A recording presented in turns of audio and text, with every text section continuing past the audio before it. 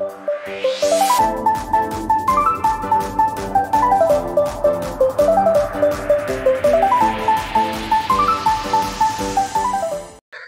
everyone, welcome back to the channel. Assalamu alaikum. Today our topic will be anesthesia machine.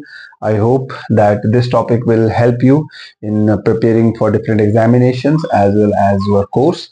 So आज हम बात करेंगे anaesthesia machine के बारे में। एनेस्थीसिया मशीन के बारे में आप में से बहुत सारे लोगों ने सुना होगा, बहुत सारे लोगों ने पढ़ा भी होगा। तो आज हम इसी पर्टिकुलर टॉपिक पे बात करने वाले हैं। जब हम बात करते हैं एनेस्थीसिया मशीन की, तो हमारे पास एक स्पेशल टाइप ऑफ मशीन होती है जिससे हम एनेस्थेटिक गैसेस का मिक्सचर प्रिपेयर करते हैं और फिर वही मिक्सचर जो है पेशेंट को दिया जाता है ताकि हम उस पेशेंट को बेहोश कर सके। तो जैसे कि आपको पता होगा, हमने अपनी प्रीवियस लेक्चर में जनरल एनेस्थीसिया के बारे में बात की थी। जनरल एनेस्थीसिया में मैंने बोला था कि जनरल एनेस्थीसिया में हम लोग किसी पेशेंट की होल बॉडी को इंक्लूड करते हैं और उसको अनकॉन्शियस बनाते हैं ताकि वो हम उसके ऊपर ऑपरेट कर सके। और उसमें मैंने आपको बोला था कि हमारे पास आईवी टेक्निक भी होती है, टोटल इंट्रावेनस टेक्निक, और हमारे पास होता है इनहेलेशनल टेक्निक। सो इनहेलेशनल टेक्निक में हम एक इनहेलेशनल एजेंट को यूज करते हैं जिसको गैसेस के साथ मिक्स किया जाता है एक प्रॉपर प्रोपोर्शन और प्रॉपर परसेंटेज या कंसंट्रेशन के साथ, और उसके बाद उसको पेशेंट में डिलीवर किया जाता है। तो वो जो प्रोसेस होती है जिसमें वो मिक्सचर बनाया जाता है वो होता है बिकॉज ऑफ एनेस्थीसिया मशीन। सो आज हम इसी पर्टिकुलर टॉपिक पे बात करने वाले हैं। एनेस्थीसिया मशीन की जब हम हिस्ट्री की बात करते हैं तो 1917 से इसकी हिस्ट्री पढ़ी जाती है। 1917 जो है, जहां पर एक पर्टिकुलर पर्सन था, एडमंड गैस्किन बॉयल। एडमंड गैस्किन बॉयल जो था, उस पर्सन ने एनेस्थीसिया मशीन बनाई। सो एडमंड गैस्किन बॉयल, इस पर्टिकुलर पर्सन ने 1917 में इस मशीन को बनाया, इन्वेंट किया, और उसके बाद इस मशीन को हमने नाम दिया Boyle's machine. Boyle's basic machine इसको बोला जाता था। फिर आगे जाके ये मशीन जो है थोड़ी एडवांस हुई। इसमें जैसे हमने अलग अलग टाइप के वेपराइजर्स को ऐड किया, इसमें आगे जाके वेंटिलेटर्स ऐड हुए, इसमें आगे जाके सोफिस्टिकेटेड हमारे पास जो मॉनिटरिंग डिवाइसेस आते हैं वो ऐड हुए, और उसके बाद आगे जाके इसमें एक्स्ट्रा चीजें भी जैसे स्टोरेज के एरियाज हो गए, सेफ्टी फीचर्स इसके बढ़ाए गए, जिसकी वजह से ये बहुत ज्यादा आप बोल सकते हो एडवांस हुई मशीन, और इसको फिर हमने नाम दिया एनेस्थीसिया वर्क स्टेशन। तो आजकल जो नाम इसको दिया जाता है that is anaesthesia work station. So anaesthesia work station क्या होता है? एक्चुअल में हमारे पास ये एक ऐसी एनेस्थीसिया मशीन होती है जिसमें एनेस्थीसिया के मिक्सचर बनाने के साथ साथ एडवांस फीचर्स भी अवेलेबल होते हैं, जैसे वेंटिलेटर होता है, इसमें मॉनिटरिंग के लिए डिवाइसेस होते हैं, इसमें बहुत ज्यादा सेफ्टी फीचर्स होते हैं, इसमें स्टोरेज के एरियाज होते हैं। ये सारी चीजें जो है हमें इस चीज से, जब हमारे पास सारी चीजें एक ही जगह पे होती हैं तो हम ये जो एनेस्थीसिया देने का प्रोसेस होता है वो एक ही जगह पे कर सकते हैं। तो इसमें स्टोरेज वाले एरियाज में आप इक्विपमेंट्स को रख सकते हो और वहां से निकाल के उनको यूज भी किया जा सकता है। इसमें आप बोल सकते हो कि अलग अलग तरीके के वेपराइजर्स को यूज किया जा सकता है, जिसकी वजह से अलग अलग एजेंट्स आप दे सकते हो। इसमें सेफ्टी फीचर्स बहुत ज्यादा बढ़ाए गए हैं जिनके बारे में हम थोड़ा सा ओवरव्यू पढ़ने वाले हैं। सो 1917 है जब पहली बार एनेस्थीसिया मशीन को जो है पब्लिकली यूज करना स्टार्ट किया था, और एडमंड गैस्किन बॉयल ने इसको इन्वेंट करके जो है इंट्रोड्यूस किया। सो असल में एनेस्थीसिया मशीन होती क्या है? हमारे पास दो तरीके के फ्लोज आते हैं। एक आता है जिसको हम कहते हैं कंटिन्यूअस फ्लो, दूसरा आता है जिसको हम कहते हैं इंटरमिटेंट फ्लो। कंटिन्यूअस फ्लो क्या होता है? यहां पर गैस जो है कंटिन्यूटी में चल रहा है मशीन के अंदर, यानी पेशेंट चाहे सांस ले रहा है या चाहे वो सांस छोड़ रहा है, दोनों सिनेरियोज में जो गैस है मशीन के अंदर चलता रहता है। सो हम ये कह सकते हैं कि irrespective of whether the patient is inhaling or exhaling, there will be continuous flow of gas in the machine. और जब इंटरमीडिएट फ्लो की बात करते हैं तो इस केस में गैस तभी सर्किट में चलता है जब पेशेंट सांस ले रहा होता है, और जब पेशेंट सांस छोड़ रहा होता है उस टाइम के लिए इस मशीन के अंदर फ्लो रुक जाता है। इनको हम कहते हैं intermittent flow type of machines. हमारे पास जो एनेस्थीसिया मशीन होती है ये इंटरमिटेंट में नहीं आएगी, ये आती है continuous flow type of machine. So anaesthesia machine is a continuous flow type of machine, ठीक है, which is used for the preparation and delivery of anesthetic mixture of gases। ठीक है, तो हम आइडियली जो डेफिनेशन बोलते हैं वो ये बोलते हैं कि it is a continuous flow type of machine which is used for the preparation and delivery of anaesthetic mixture of gases. यानी हमारे पास एक ऐसी मशीन जिससे हम एनेस्थेटिक मिक्सचर होता है ऐसा मिक्सचर जिससे हम पेशेंट को बेहोश कर सकते हैं। तो गैसेस का एक ऐसा मिक्सचर बनाना जिससे पेशेंट को बेहोश किया जा सकता है, वो प्रिपेयर करना और उसको पेशेंट में डिलीवर करना, ये काम होता है एनेस्थीसिया मशीन का। लेकिन जो वो मिक्सचर बनता है, वो मिक्सचर ऑफ गैस जो होता है, ये होता है एक तरीके से आप बोल सकते हो प्रिसाइज होता है, लेकिन इसमें वेरिएबिलिटी आप ला सकते हो। सो ये होता है एक्यूरेट बट वेरिएबल। अब इसका मतलब क्या हुआ? एक्यूरेट मतलब आपको एग्जैक्टली पता होता है कि इस मिक्सचर में किस गैस का कितना कंटेंट है या किस इनहेलेशनल एजेंट का कितना परसेंटेज है। लेकिन ये वेरिएबल भी होता है, दैट मीन्स कि आप अपने हिसाब से इन चीजों को चेंज कर सकते हो। फॉर एग्जाम्पल, हमारे पास जो गैसेस का मिक्सचर बनता है, एक होता है ऑक्सीजन, प्लस इसके साथ आता है नाइट्रस ऑक्साइड, प्लस इसके साथ आता है कोई भी इनहेलेशनल एजेंट। सो हम क्या कहते हैं कि हम इसके मिक्सचर को जो है वेरी करवा सकते हैं। कैसे? फॉर एग्जाम्पल, किसी केस में हमने ऑक्सीजन को यूज किया होगा मान लो 50% और नाइट्रस ऑक्साइड को यूज किया होगा 50%। हम चाहे तो इस कंसंट्रेशन को चेंज कर सकते हैं। जैसे हम ऑक्सीजन दे दे 40% और नाइट्रस ऑक्साइड दे दे 60%, या फिर हम ऑक्सीजन दे दे 60% और नाइट्रस ऑक्साइड दे दे 40%। सो आप ये बोल सकते हो कि ये जो मिक्सचर हम बनाते हैं ये वेरिएबल होता है। That means whenever you require you can change the percentage of a particular gas. ठीक है, और उस वजह से आप ये बोलोगे कि जो ये continuous flow type of machine हमारे पास होती है, जो कि प्रिपेयर और डिलीवर करती है एनेस्थेटिक मिक्सचर ऑफ गैसेस को, वो जो मिक्सचर होता है वो एक्यूरेट तो होता है, लेकिन वो साथ साथ में वेरिएबल होता है। दैट मीन्स कि उसमें एक्यूरेसी तो होती है, लेकिन साथ साथ में आप उसको वेरी करवा सकते हो। तो एनेस्थीसिया मशीन जो होती है, इसको जब हम ब्रॉडली पढ़ते हैं, जब इसको हम डिटेल में पढ़ते हैं, तो डिटेल में पढ़ने पे आपको पता चलेगा कि एनेस्थीसिया मशीन के अंदर दो तरीके के सर्किट्स आते हैं। एक आता है इसका जिसको हम कहते हैं न्यूमेटिक सर्किट, और दूसरा होता है इसका जिसको हम कहते हैं इलेक्ट्रिक सर्किट। न्यूमेटिक सर्किट वो वाला पार्ट होता है मशीन का जिसमें गैसेस वगैरह रन करती है, यानी सिलेंडर्स या पाइपलाइन से जो गैस आता है वो डिफरेंट पाइप्स के थ्रू, डिफरेंट सर्किट्स के थ्रू आगे चलता है और फिर फाइनली जाके मशीन के आउटलेट से बाहर निकलता है। ये वाला सर्किट होता है न्यूमेटिक सर्किट। सो न्यूमेटिक सर्किट के केस में चल रही होंगी गैसेस।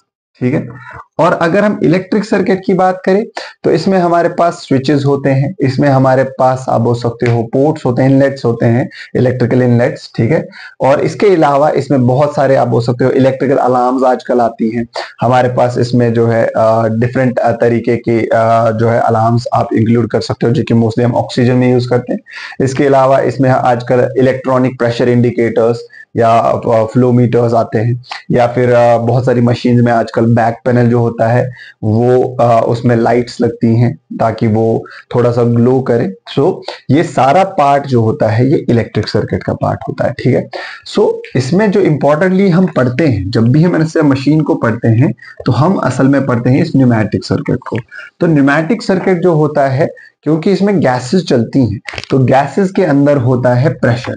सो इसी प्रेशर के बेसिस पे हमने इसको तीन पार्ट्स में डिवाइड किया हुआ है। तीन पार्ट्स में पहला वाला जो आता है वो आता है high pressure system. So first part is high pressure system, second part is intermediate pressure system. जो सेकेंड पार्ट होता है वो होता है इंटरमीडिएट प्रेशर सिस्टम, और जो थर्ड पार्ट होता है वो आता है लो प्रेशर सिस्टम। अब ये जो प्रेशर सिस्टम्स बने हैं ये सर्किट में जो गैस चल रही है उसके प्रेशर के बेसिस पे होता है। दैट मीन्स कि जो हाई प्रेशर सिस्टम होता है इस वाले सर्किट में गैसेस का प्रेशर सबसे ज्यादा होगा। जो इंटरमीडिएट प्रेशर सिस्टम है इस वाले केस में गैसेस का सर्किट में जो प्रेशर रहेगा वो इंटरमीडिएट रहेगा, और जो लो प्रेशर सिस्टम है इसमें गैसेस का सर्किट के अंदर जो प्रेशर रहेगा वो लो प्रेशर रहेगा। हाई प्रेशर सिस्टम की अगर हम बात करें तो हाई प्रेशर सिस्टम में आता है सबसे पहला जिसको हम कहते हैं हैंगर योक असेंबली। हैंगर योक असेंबली जो होता है ये वो वाला पार्ट है मशीन का जिसके साथ हम सिलेंडर्स को अटैच करते हैं। तो हमारे पास जो अलग अलग तरीके के मेडिकल गैस सिलेंडर्स आते हैं, जैसे ऑक्सीजन के सिलेंडर्स आते हैं, नाइट्रस ऑक्साइड के सिलेंडर्स आते हैं, या फिर हमारे पास मेडिकल एयर के सिलेंडर्स आते हैं, या बाकी गैसेस के भी आते हैं, तो उनको इसी हैंगर योक असेंबली के साथ अटैच किया जाता है। रिमेंबर, जो सिलेंडर्स होते हैं वो सर्किट में या सर्किट का पार्ट नहीं होते बल्कि वो अटैचमेंट होते हैं, या फिर आप ये बोल सकते हो कि जो सिलेंडर्स होते हैं वो मशीन के मेन फ्रेमवर्क का पार्ट नहीं है बल्कि वो अटैचमेंट्स होते हैं। जैसे हमारे पास वेपराइजर्स आते हैं, वेपराइजर्स भी अटैचमेंट्स होते हैं। वैसे हमारे पास ब्रीदिंग सर्किट्स आते हैं, उनको भी अटैच किया जाता है मशीन के साथ। इसी तरीके से सिलेंडर्स जो होते हैं उनको भी अटैच किया जाता है, वो मशीन का वैसे मेन फ्रेमवर्क का पार्ट नहीं होते। ठीक है, तो सिलेंडर्स जो होते हैं उसमें हमारे पास कंप्रेसर गैसेस आती हैं, जैसे ऑक्सीजन का सिलेंडर हो गया, नाइट्रस ऑक्साइड का सिलेंडर हो गया। तो वो सारे सिलेंडर्स जहां पर अटैच होते हैं मशीन के साथ उसको हम हैंगर योक असेंबली कहते हैं। हैंगर योक असेंबली जो होता है इसमें एक पर्टिकुलर, अगर आप हैंगर योक को देखोगे तो बैक साइड से आपको देखने को मिलेगा कि उसमें एक पर्टिकुलर पार्ट जहां से गैस अंदर जाएगी जिसको हम निपल कहते हैं, उसके बाहर जो होती है एक सील लगती है जिस सील को हम कहते हैं बोडॉक सील। बोडॉक सील जो होती है ये स्पेशल टाइप ऑफ सील होती है क्योंकि इसका जो एज होता है, इसकी जो पेरिफेरी होती है वो मेटल की बनी होती है। इसके अलावा इसमें पिन्स होती हैं, एक पिन इधर पे फॉर एग्जांपल, दूसरी पिन यहाँ पर होगी। ये पिन जो होते हैं ये एक सेफ्टी सिस्टम का पार्ट है जिसको हम कहते हैं पिन इंडेक्स सेफ्टी सिस्टम, या फिर इसको शॉर्ट फॉर्म में PISSP कहा जा सकता है। पिन इंडेक्स सेफ्टी सिस्टम जो होता है ये एक स्पेशल टाइप ऑफ सिस्टम बनाया गया है जो कि सिलेंडर्स के लिए होता है, क्योंकि सिलेंडर का जो टॉप होता है उसमें जो वैल्यू होता है उस वैल्यू में, जैसे यहाँ पर पोर्ट होता है, पोर्ट जो होता है पोर्ट कनेक्ट होता है निपल के साथ, और उसमें यहाँ पर होल्स होते हैं। ये होल जो होते हैं ये एग्जैक्टली इन पिन्स के हिसाब से होंगी, और उसी वजह से प्रॉपर जो सिलेंडर होगा उस गैस का वही अटैच हो सकता है इस पर्टिकुलर हैंगर योक के साथ। ठीक है, अगर सिलेंडर किसी और गैस का होगा तो उसमें ये जो होल्स होंगे इनकी जगह या इनका जो आप बोल सकते हो प्लेसमेंट होगा वो डिफरेंट होगा, जिसकी वजह से वो इस हैंगर योक पे अटैच नहीं हो सकते। ठीक है, तो ये हैंगर योक असेंबली होती है जिसके इसमें जो है बाहर आप बोल सकते हो, इसमें यहां से भी एक साइड में एक मेटल का पार्ट होता है, एक इस साइड से, और इसमें हम सिलेंडर को अटैच करते हैं। फिर उसके ऊपर जो है एक मेटल का पीस आता है जो इस तरीके से लिफ्ट होता है और इस तरीके से वापस जाता है। उसको हम जो है स्विंगिंग गेट कहते हैं बिकॉज इट स्विंग्स एक्चुअली। ठीक है, तो स्विंगिंग गेट आता है और उसके ऊपर रिटेनिंग स्क्रू होता है, उस स्क्रू को टाइट किया जाता है जिससे जो सिलेंडर होता है वो टाइटली फिट होता है मशीन के साथ। तो ये जो होता है हैंगर योक असेंबली है जो कि मशीन के बैक साइड पे होता है। हर गैस के लिए ऑलमोस्ट 2 हैंगर योक्स अवेलेबल होते हैं। जैसे फॉर एग्जांपल ऑक्सीजन होगा हमारे पास, उसके लिए 2 होंगे, नाइट्रस ऑक्साइड होगा उसके लिए 2 होंगे, एयर होगा, मेडिकल एयर होगा उसके लिए 2 होंगे। ठीक है, तो ये आता है हमारा हैंगर योक असेंबली, और इसमें जो सेफ्टी सिस्टम है that is pin index safety system. ठीक है, उसके बाद जो हमारे पास हैंगर योक के बाद आता है नेक्स्ट पार्ट दैट इज जिसको हम कहते हैं प्रेशर गेज। प्रेशर गेज जो होता है इसको आप दूसरा नाम दे सकते हो प्रेशर इंडिकेटर। प्रेशर गेज या प्रेशर इंडिकेटर क्या काम करता है, ये प्रेशर को इंडिकेट करता है, दिखाता है कि कितना प्रेशर उस गैस में है। ठीक है, अब प्रेशर इंडिकेटर और हैंगर योक के बीच में एक चेक वैल्यू होता है। चेक वैल्यू एक तरीके का स्पेशल वैल्यू होता है जो कि एक यूनिडायरेक्शनल फ्लो मेंटेन करता है। दैट मीन्स कि उसमें बैक फ्लो नहीं होगा। सो प्रेशर इंडिकेटर जो होता है, प्रेशर गेज जो हमारे पास आता है, हमारे पास जिस पर्टिकुलर आप बोल सकते हो प्रेशर गेज को ज्यादा यूज किया जाता है, that is Bourdon type pressure gauge. Bourdon type pressure gauge जो होता है ये बहुत टाइम से यूज किया जाता है। जैसे एनालॉग टाइप के जो प्रेशर गेजेस होंगे, डिजिटल वाले में जो है बॉर्डन टाइप नहीं आएगा। इसमें क्या होता है, इसमें एक ट्यूब होती है, वो ट्यूब जो होती है उसका एक नाम दिया गया है जिसको हम कहते हैं बॉर्डन ट्यूब। बॉर्डन ट्यूब जो होता है इस तरीके से होता है एक ट्यूब, गैस यहां से आती है, हॉलो ट्यूब होता है और यहां से होते हुए वो इस एंड तक आती है। ठीक है, गैस के प्रेशर की वजह से ये जो ट्यूब इस तरीके से बेंड होती है, ये स्ट्रेट होने की कोशिश करता है because of the pressure of the gas. और यहां पर जो होता है ये कनेक्टेड होता है और कनेक्शन जो होता है इसका नीडल के साथ होता है। ठीक है, तो जैसे जैसे ये स्ट्रेट होने की कोशिश करेगा, नीडल में वैसे वैसे मूवमेंट आएगी और वो ऊपर जाती रहेगी। और इस तरीके से ये जो नीडल है ये इस ट्यूब के स्ट्रेट होने की वजह से ऊपर चली जाएगी और प्रेशर शो करेगी।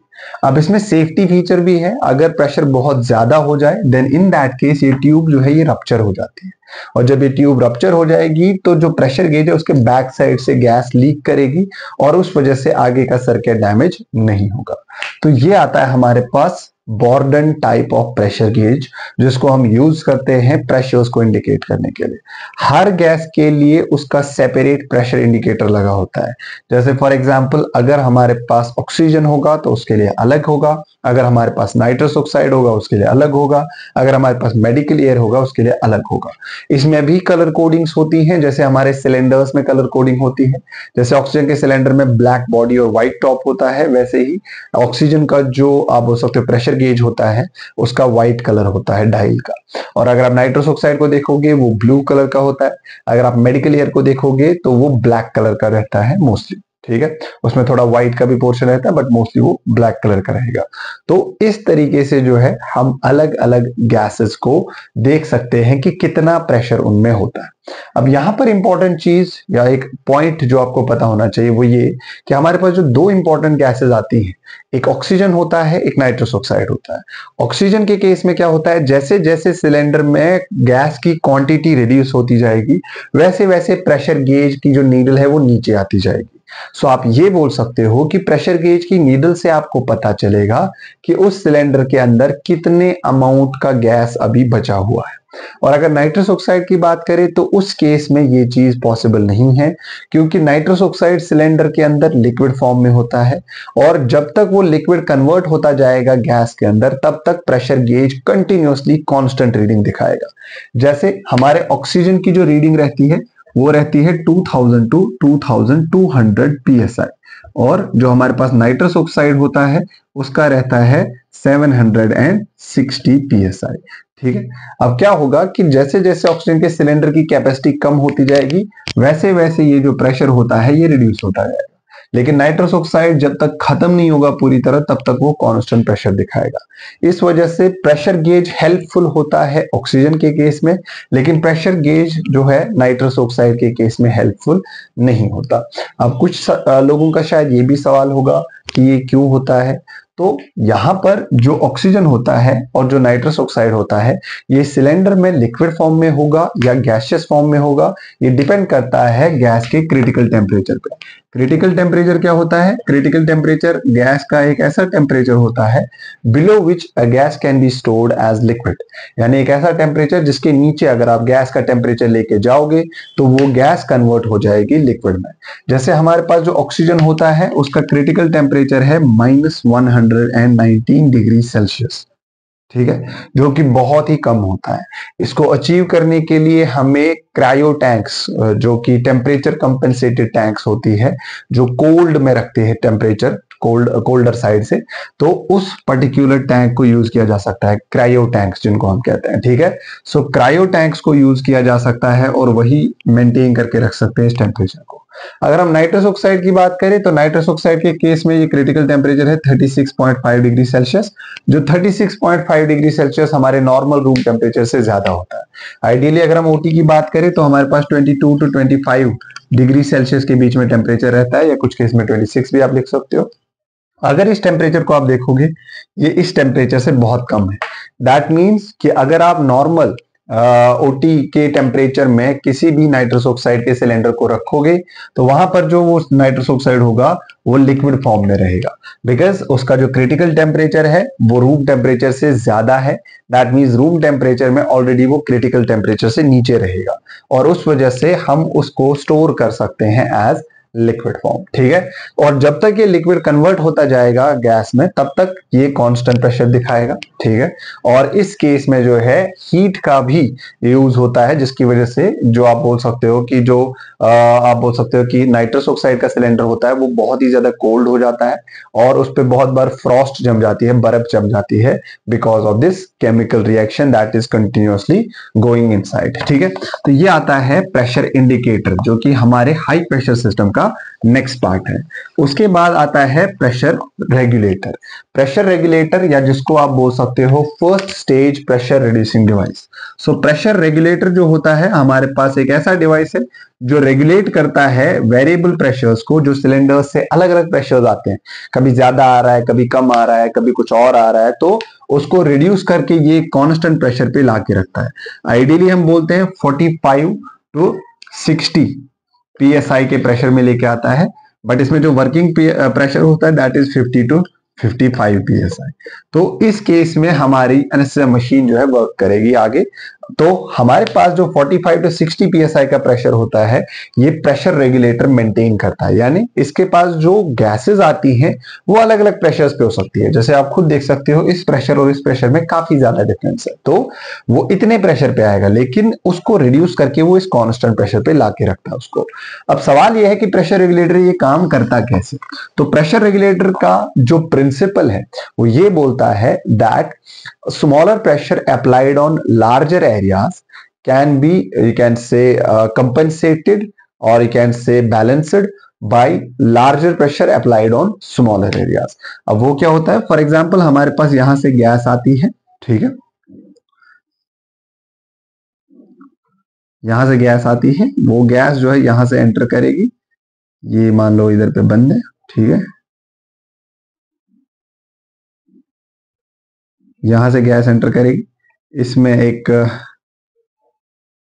पैनल होता है प्लेट जैसा डायफ्राम और यहाँ पर एक स्प्रिंग होता है, वो स्प्रिंग जो होता है यहाँ पर इस तरीके से होता है और यहाँ पर क्या होगा, जो गैस आएगी वो गैस जो है इस पर्टिकुलर प्लेट को लिफ्ट करने की कोशिश करता है, यहाँ पर नीचे से कांस्टेंट प्रेशर अप्लाई करने की कोशिश करता है।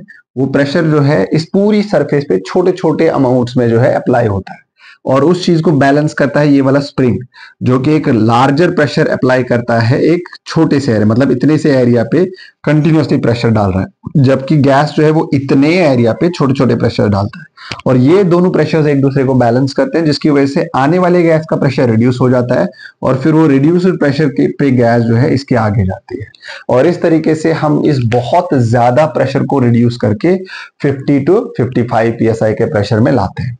तो ये आता है हमारा प्रेशर रेगुलेटर जो कि रेगुलेट करता है प्रेशर को, ठीक है, और रिड्यूस करता है उसको और कांस्टेंट प्रेशर पे लाके छोड़ देता है। और जब आगे ये गैस जाएगी तो अब जाके जो प्रेशर सिस्टम हमारे पास रहेगा वो रहेगा इंटरमीडिएट वाला, क्योंकि हाई प्रेशर अब खत्म हो गया, अब हमने कांस्टेंट प्रेशर जो है यूज किया और इस वजह से अब जो आगे प्रेशर सिस्टम है वो इंटरमीडिएट प्रेशर सिस्टम है। इंटरमीडिएट प्रेशर सिस्टम जहां पे स्टार्ट होता है उसको हम कहते हैं पाइपलाइंस। तो हमारे पास आती है सेंट्रल पाइपलाइंस और पाइपलाइन जो होती है जहां पर कनेक्ट होंगी मशीन के साथ उसको हम कहेंगे पाइपलाइन इनलेट कनेक्शंस। सो पाइपलाइन इनलेट कनेक्शंस पे जो है ये कनेक्ट होता है और यहां से जो सेंट्रल पाइपलाइन की गैसेस आती है वो एंटर करती है। सेंट्रल पाइपलाइन क्या होती है, आपने देखा होगा जब हम हॉस्पिटल्स में जाते हैं वहां पर दीवार के साथ अलग अलग कलर की छोटी छोटी पाइप्स चलती हैं, वो एक्चुअल में सेंट्रल पाइपलाइंस होती हैं। वहां पे क्या होता है, उनके बीच में से गैसेस चलती है, उन गैसेस का सोर्स जो है हॉस्पिटल की बिल्डिंग से मोस्टली बाहर रहता है या फिर उसी में कोई एक पर्टिकुलर रूम हो, आइडियली हम उसको बाहर रखते हैं। तो वो जो होता है जिसको हम कहते हैं गैस मैनिफोल्ड रूम। तो गैस मैनिफोल्ड रूम जो होता है वहां से अलग अलग अलग गैसेस निकल के पाइप्स के थ्रू हॉस्पिटल के हर एक सेक्शन में सप्लाई होती है। यहाँ पर जो गैस मैनिफोल्ड रूम होता है वहां पर सिलेंडर बैंक्स होते हैं, यानी बहुत सारे सिलेंडर्स को एक साथ कनेक्ट किया जाता है, फिर उन्हीं सिलेंडर से गैस निकल के मशीन तक पहुंचती है या अलग अलग सेक्शंस तक पहुंचते हैं थ्रू पाइपलाइन।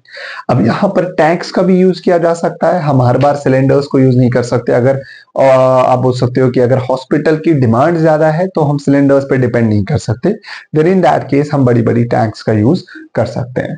तो पाइपलाइन इनलेट कनेक्शंस जो होते हैं ये ऐड हो जाते हैं सर्किट के साथ, और जो हमारे पास अलग अलग गैसेस के सर्किट्स थे उनके साथ मिक्स होंगे। जैसे नाइट्रस ऑक्साइड का जो सिलेंडर से पाइपलाइन आ रहा था उसके साथ नाइट्रस ऑक्साइड की पाइपलाइन कनेक्ट होगी, सेंट्रल पाइपलाइन, और जो सिलेंडर ऑक्सीजन का हो और वहां से जो पाइप आ रही थी उसके साथ ऑक्सीजन की पाइपलाइन कनेक्ट होगी। इन पाइपलाइन कनेक्शंस का अपना प्रेशर गेज होता है, so they have their pressure gauge as well, या प्रेशर इंडिकेटर भी आप बोल सकते हो। सो प्रेशर इंडिकेटर या प्रेशर गेज इनका भी होता है और वो इंडिकेट करता है इनका प्रेशर, ठीक है। और इसमें भी अगर कभी फॉल हो जाए प्रेशर तो उस टाइम पे हम सिलेंडर्स को यूज कर सकते हैं। एक टाइम पे हम एक ही चीज को यूज करेंगे, या तो हम पाइपलाइन को यूज करेंगे या फिर हम सिलेंडर्स को यूज करेंगे। अब सिलेंडर्स में क्या होता है, वहां पर सप्लाई लिमिटेड होती है और उस वजह से आपको सिलेंडर खत्म होते ही उसको चेंज करने की जरूरत पड़ेगी। लेकिन पाइपलाइन के केस में ऐसा नहीं होगा, पाइपलाइन के केस में आप कंटिन्यूटी में आप यूज कर सकते हो उसको, ठीक है। तो इसीलिए जो है ये दोनों एट अ टाइम यूज नहीं होंगे, दोनों में से एक टाइम पे यूज हो जाएगा, ठीक है। देन आफ्टर दैट जब आप पाइपलाइन के प्रेशर इंडिकेटर्स को क्रॉस करोगे तो यहां पर कुछ स्पेशल पार्ट्स आते हैं जो कि यहां पर इसका मेन पार्ट बनते हैं। जैसे एक आते हैं हमारे पास अलार्म्स। अलार्म जो होते हैं हमारे पास दो तरीके की होती है, एक न्यूमेटिक अलार्म, दूसरा इलेक्ट्रॉनिक अलार्म्स।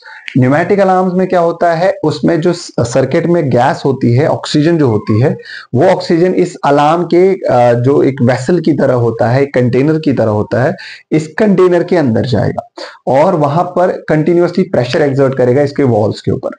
अब पीछे से अगर ऑक्सीजन की सप्लाई कम हो जाए तो जो इस वेसल के दीवारों के ऊपर और इसके वॉल्स के ऊपर जो प्रेशर पड़ रहा था वो रिड्यूस हो जाएगा, जिसकी वजह से वो वहां से निकलने की आप बोल सकते हो कि गैस को निकालेगा और ये एक विसल की तरह वहां पर बजने लगेगा, ठीक है। जिस तरीके से प्रेशर कुकर से विसल निकलती है वैसे ही इससे गैस एस्केप करेगी और विसल निकलेगी, और ये जो है न्यूमेटिक अलार्म सिस्टम है।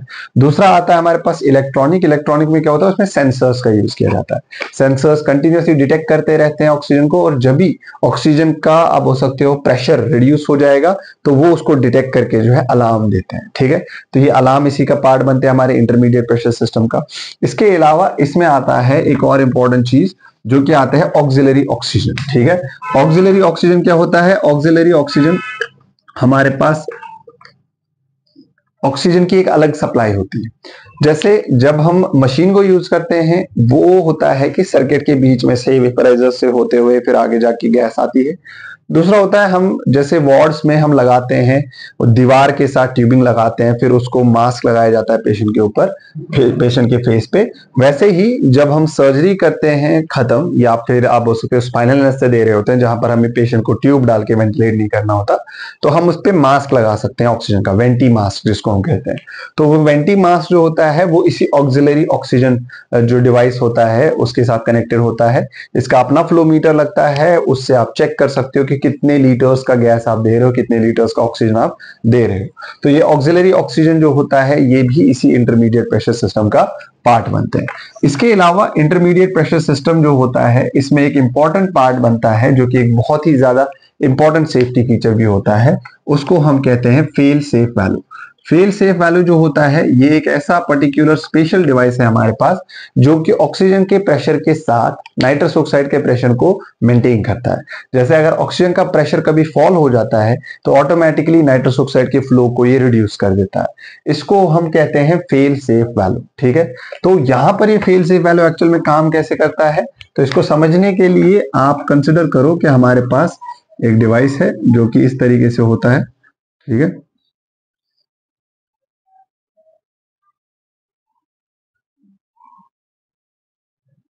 For example like this. तो यहां पर क्या होता है कि इधर पे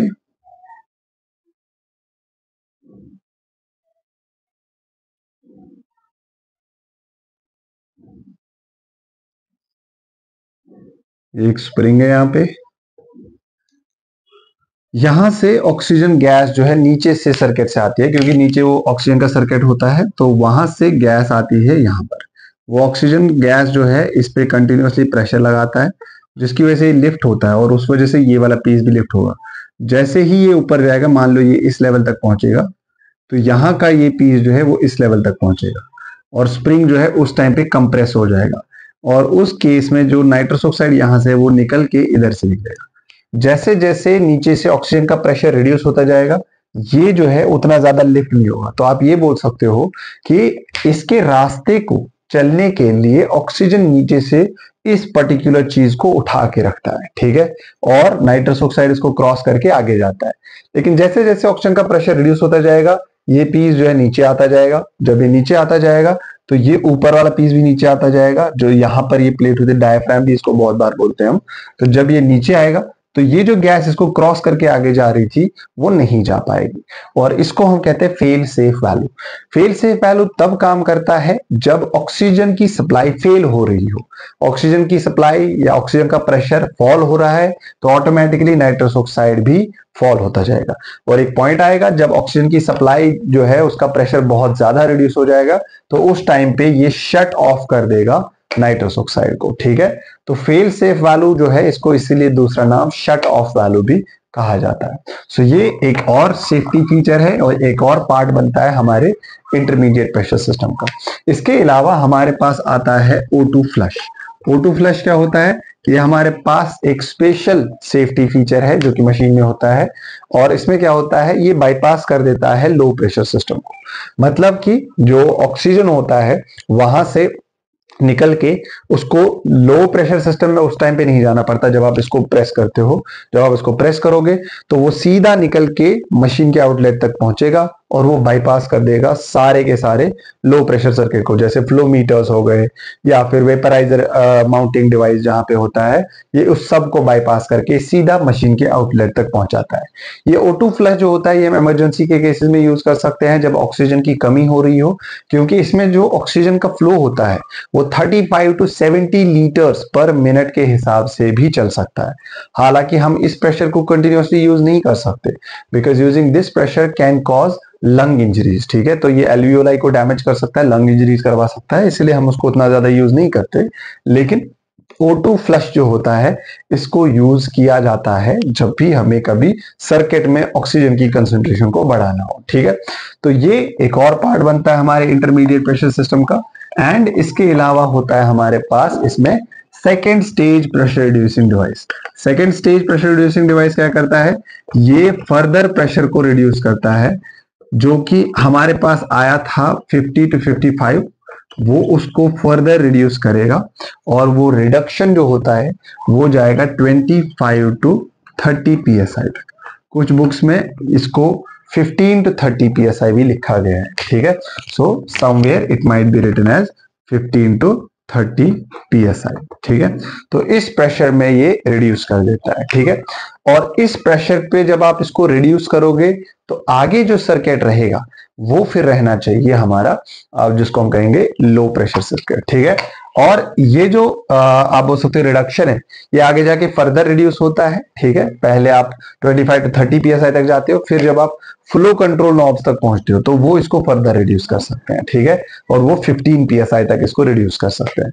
अब फ्लो कंट्रोल नॉब्स क्या होते हैं? ये वो वाले नॉब्स होते हैं जिनको आप टाइट या लूज कर सकते हो, और उसके बेसिस पे जो गैसेस का फ्लो है वो आप कम या ज्यादा कर सकते हो, ठीक है। तो वो जो फ्लो कंट्रोल नॉब्स होते हैं, वहां तक जाता है हमारा इंटरमीडिएट प्रेशर सिस्टम, ठीक है। अब फ्लो कंट्रोल नॉब्स काम कैसे करते हैं उसको समझने के लिए, अगर मान लो ये हमारे पास फ्लो ट्यूब होती है, फ्लो ट्यूब जो होती है इसमें नीचे आप जाओगे, तो यहां पर हमारे पास इधर से मान लो गैस की एंट्री है, ठीक है।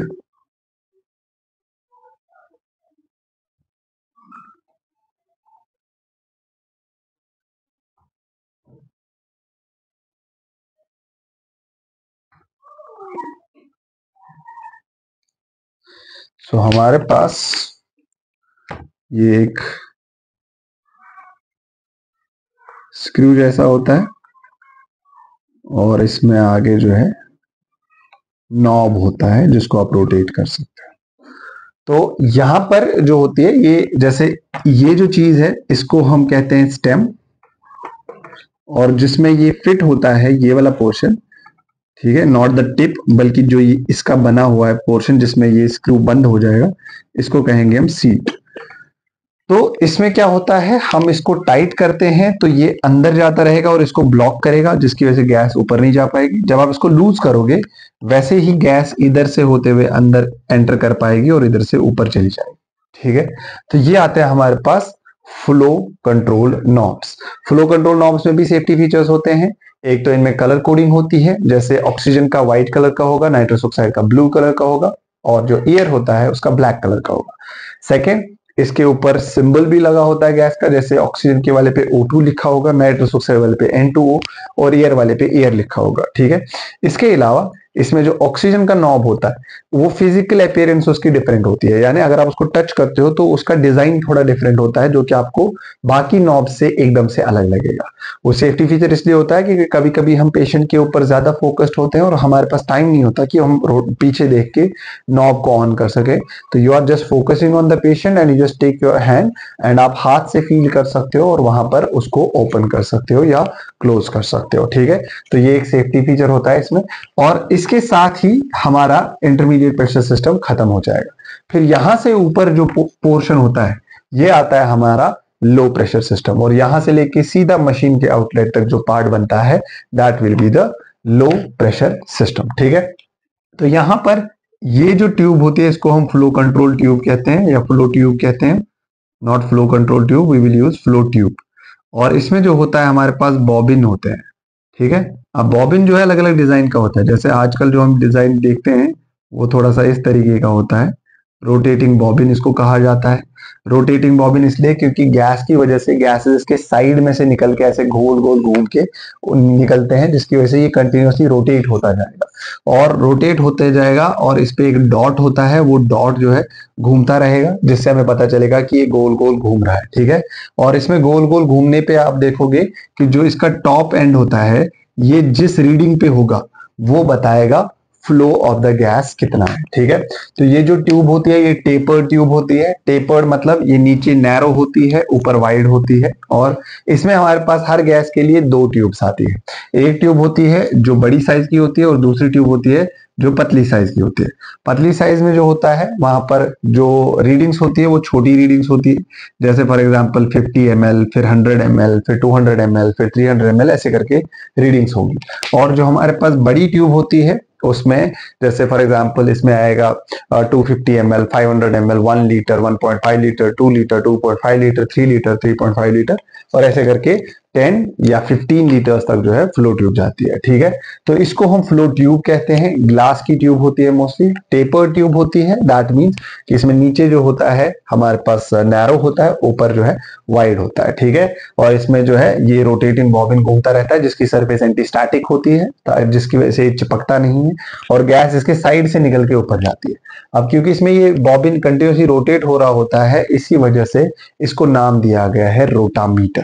तो रोटामीटर जो पूरा असेंबली होता है जिसमें अलग अलग गैसेस, जैसे हमारे पास 3 गैसेस है तो 3 गैसेस के फ्लो मीटर सारे एक ही पैनल में लग जाते हैं, जिसको हम कहते हैं रोटामीटर। और वो रोटामीटर जो होता है इसी बॉबिन के नाम पे इसको दिया गया, क्योंकि ये बॉबिन जो है ये है रोटेटिंग बॉबिन, और इसी के बेसिस पे नाम दिया गया है रोटामीटर। सो रोटामीटर एक्चुअली में क्या होता है, फ्लो मीटर्स जब हम सारे एक साथ एक पैनल में रखते हैं तो उसको हम कहेंगे रोटामीटर, ठीक है। तो हमारे पास अलग अलग गैसेस के अलग अलग फ्लो ट्यूब्स होती हैं, अलग अलग फ्लो कंट्रोल नॉब्स होते हैं। आप जिस गैस का जितना फ्लो रखना चाहते हो वो आप सिलेक्ट कर सकते हो, जैसे किसी गैस को आपको 3 लीटर पे रखना है, किसी गैस को आपको 4 लीटर पे रखना है, तो आप नॉब को टर्न करके जो है, अगर आप इसको आप बोल सकते हो क्लॉकवाइज रोटेट करते हो तो ये बंद हो जाता है, एंटी क्लॉकवाइज करते हो तो ये ओपन हो जाता है। अब यहां पर एक इंपॉर्टेंट सेफ्टी फीचर जो है वो ये है कि ऑक्सीजन और नाइट्रस ऑक्साइड के जो नॉब्स होते हैं वो आपस में कनेक्टेड होते हैं, यानी आप ये बोल सकते हो जैसे हमारे पास आते हैं 2 पुलिस, ठीक है, और एक मान लो यहां पर होते हैं, तो इसके ऊपर आपने देखा होगा जैसे मशीन्स वगैरह में होता है एक पट्टा जैसा होता है जो कि कनेक्ट करता है इनको, वैसे ही नाइट्रस ऑक्साइड और ऑक्सीजन के जो फ्लो कंट्रोल नॉब्स होते हैं वो आपस में कनेक्टेड होते हैं। ये एक सेफ्टी फीचर है, ऑक्सीजन नाइट्रस प्रोपोर्शनेटिंग सिस्टम इसको कहा जाता है, जिसमें अगर आप ऑक्सीजन को ऑन करते हो तो नाइट्रस ऑक्साइड ऑन नहीं होगा, लेकिन अगर आप नाइट्रस ऑक्साइड को ऑन करते हो तो ऑक्सीजन ऑटोमेटिकली ऑन हो जाएगा, या फिर तब तक नाइट्रस ऑक्साइड ऑन ही नहीं होगा जब तक कि आप ऑक्सीजन को ऑन नहीं करोगे। और बंद करने पे अगर आप नाइट्रस ऑक्साइड को बंद करोगे तो ऑक्सीजन में कोई डिफरेंस नहीं होगी, लेकिन अगर आप ऑक्सीजन को बंद करोगे तो नाइट्रस ऑक्साइड ऑटोमेटिकली बंद हो जाएगा। सो ऑन करते टाइम ऐसा होगा कि जो नाइट्रस ऑक्साइड है वो तब तक ऑन नहीं होगा जब तक आप ऑक्सीजन को ऑन नहीं करोगे, और बंद करते टाइम अगर आप ऑक्सीजन को ऑफ करते हो, नाइट्रस ऑक्साइड को ऑफ नहीं करते हो, तो ऑटोमेटिकली नाइट्रस ऑक्साइड भी कम होता जाएगा।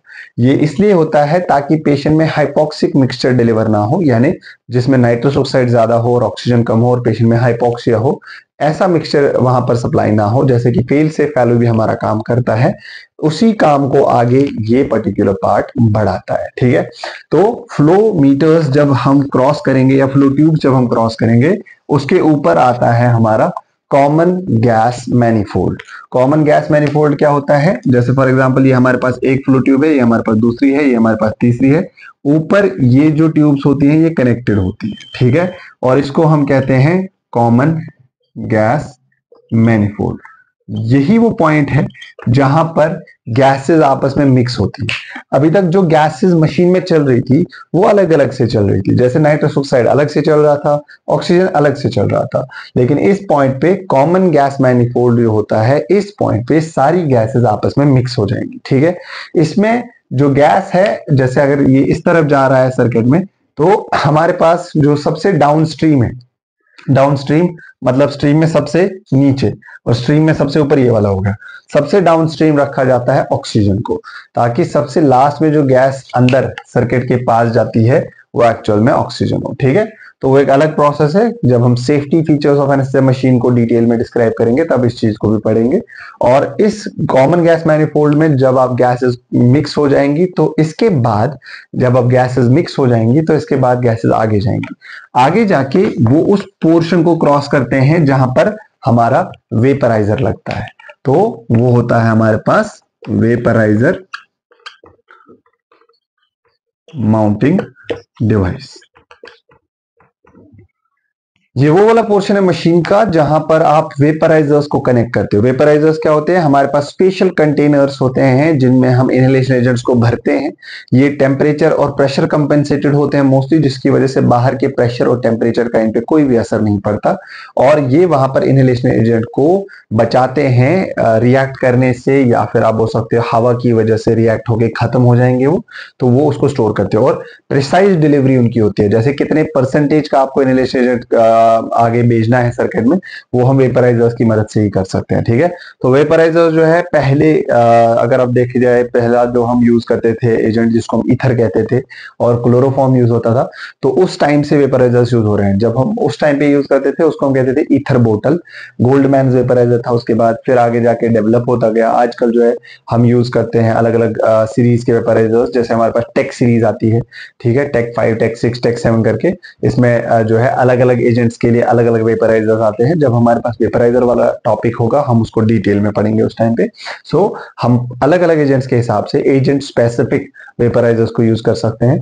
या फिर हमारे पास अलादीन कैसेट वेपराइजर आता है। अलादीन कैसेट वेपराइजर आजकल का मॉडर्न वेपराइजर है, जिसमें क्या होता है कि वेपराइजर एक ही होता है, लेकिन उसमें आप कार्ट्रिजेस लोड करते हो, जैसे आप प्रिंटर में कार्ट्रिजेस लोड करते हो अलग अलग कलर की, वैसे ही आप उसमें कार्ट्रिजेस लोड कर सकते हो, और वो अलग अलग एजेंट्स की होती है। सो वो एक अलग चीज है, जब हम वेपराइजर्स को पढ़ेंगे we will surely discuss that.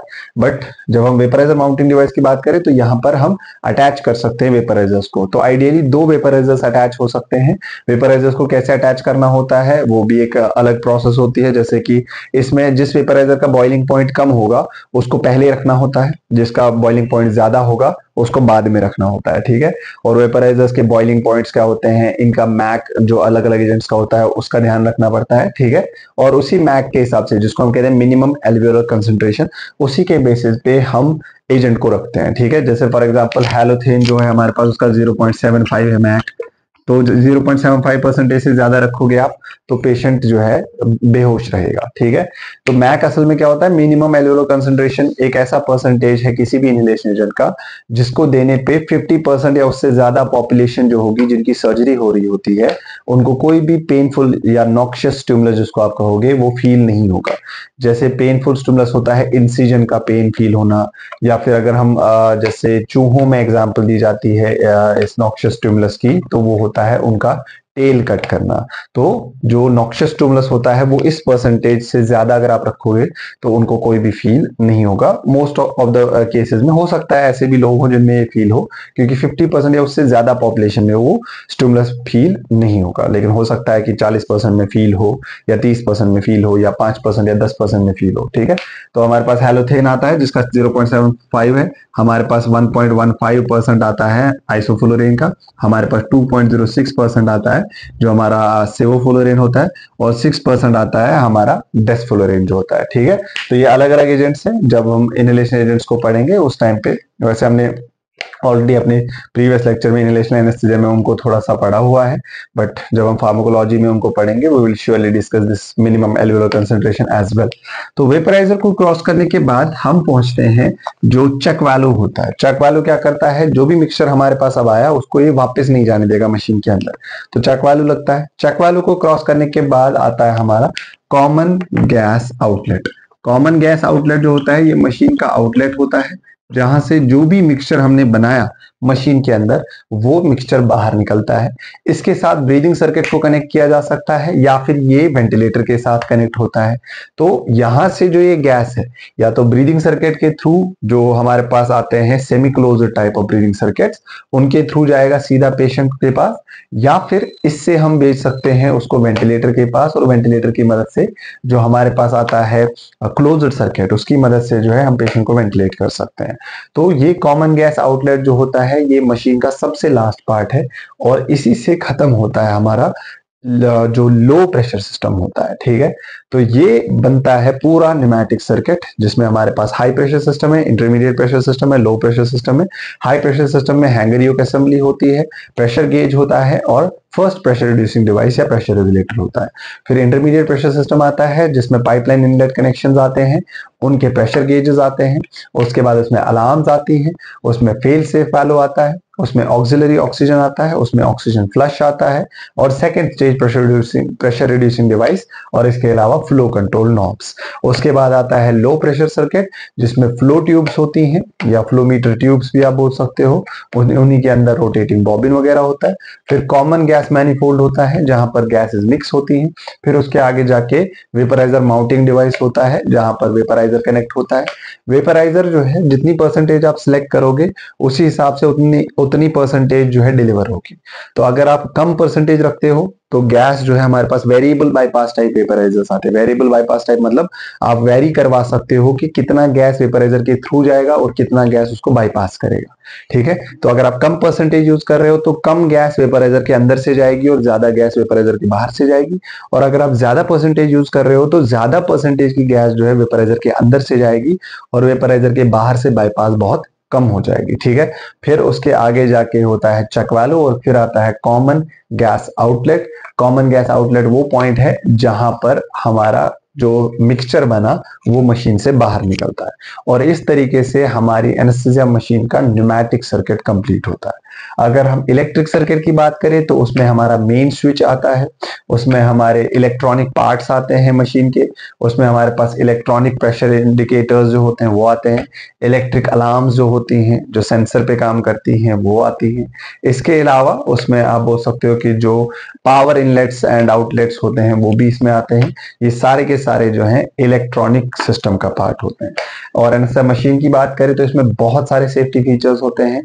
जैसे फॉर एग्जांपल अगर हम कुछ सेफ्टी फीचर्स को गिनेंगे तो इसमें एंटी स्टैटिक रबर टायर्स होते हैं जिसकी वजह से स्टैटिक इलेक्ट्रिसिटी जमीन से जो है मशीन के अंदर नहीं आती और सर्किट डैमेज नहीं होता। इसके अलावा इसमें हैंगर योक असेंबली में जो है हमारे पास आता है टिन इंडेक्स सेफ्टी सिस्टम।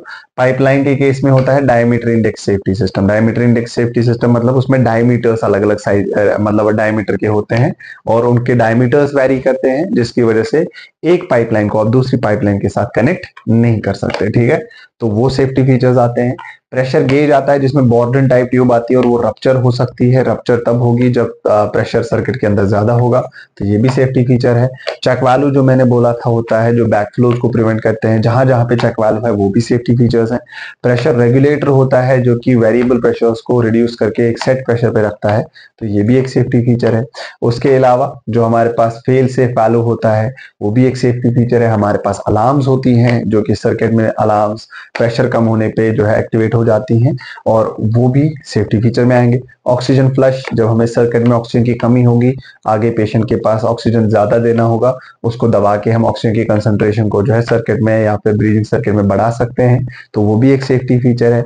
इसके अलावा second stage pressure reducing device, वो भी एक सेफ्टी फीचर बन सकता है क्योंकि वो फर्दर रिड्यूस करता है प्रेशर्स को।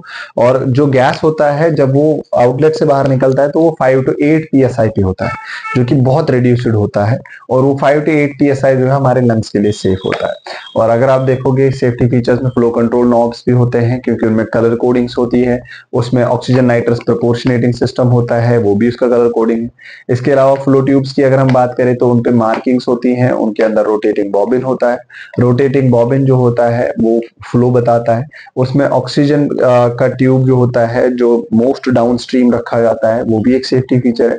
फिर आगे जाके वेपराइजर माउंटिंग डिवाइसेस जो होते हैं उनमें वेपराइजर्स के बीच में इंटरलॉकिंग सिस्टम होता है, यानी अगर आप एक टाइम पे एक वेपराइजर को ऑन करोगे तो दूसरा वेपराइजर ऑन नहीं होगा, तो ये भी एक सेफ्टी फीचर है। इसके अलावा कॉमन गैस आउटलेट जो होता है उससे पहले जो चेक वाल्व होता है वो भी एक सेफ्टी फीचर होता है। तो ये बनता है हमारा मशीन का सर्किट। और इलेक्ट्रॉनिक सर्किट्स में मेन स्विच आता है, उसमें वेंटिलेटर आता है, उसमें हमारे पास मॉनिटरिंग के जो आते हैं डिवाइसेस वगैरह वो कनेक्ट हो सकते हैं, उनको हम इलेक्ट्रॉनिक्स पे काम करवाते हैं। इसमें सेंसर्स आते हैं जैसे ऑक्सीजन सेंसर वगैरह, वो भी इलेक्ट्रिक सर्किट का ही पार्ट बनते हैं। तो ये सारे जो है इलेक्ट्रिक सर्किट के पार्ट्स हैं, और जो हमने पढ़े डिटेल में वो न्यूमेटिक सर्किट के पार्ट्स हैं। और इस तरीके से एनेस्थीसिया मशीन जो है दोनों सर्किट्स को कंबाइन करके एक फुल फ्लेजेड मशीन बनती है जो कि फुल्ली फंक्शनल होती है, और उसी को हम कहते हैं एनेस्थीसिया वर्क स्टेशन। आई होप कि जो भी हमने पढ़ा आप सबको वो अच्छे से समझ आ गया होगा। Still if there was any type of doubt, confusion और question, you can just drop that in the comment box and I will try to reply you as soon as possible. Thank you so much. I hope कि जो भी ये topic था इसका basic at least cover हुआ होगा।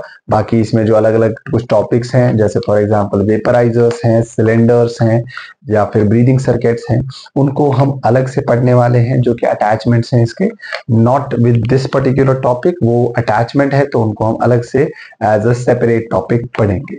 And I hope कि जो भी हमने पढ़ा वो सब क्लियर होगा। Still if there was any type of doubt, confusion और question, you can drop that in the comment box and I will reply you as soon as possible. Thank you so much. Have a good day. Allah Hafiz. Goodbye to all of you.